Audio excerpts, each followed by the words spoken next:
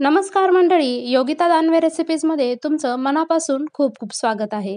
आज आपण अतिशय पौष्टिक आणि झटपट होणारा नाश्ता पाहणार आहोत.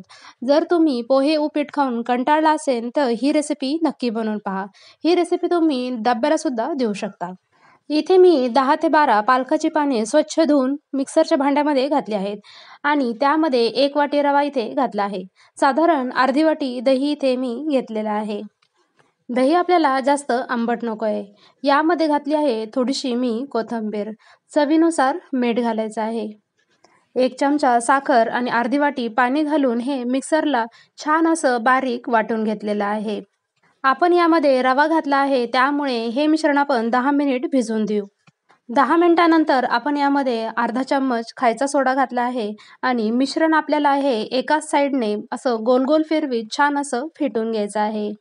तुम्ही पाहू शकता आपल्याला याची अशी कन्सिस्टन्सी ठेवायची आहे. इथे मी तवा छान गरम करून घेतलेला आहे. त्याच्यावर थोडंसं तेल घातलं आहे.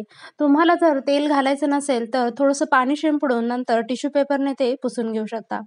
आता आपण गरम-गरम तव्यावर हे पालकचे स्पंज डोसे बनवून घेऊया.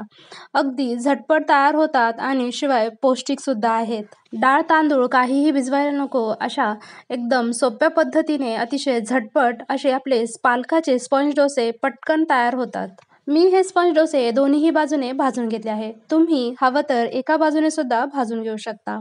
बऱ्याच वेळा मुलं पालक खायला नको म्हणतात. त्यावेळी तुम्ही असे पालकाचे स्पंज डोसे तयार करून त्यांना देऊ शकता.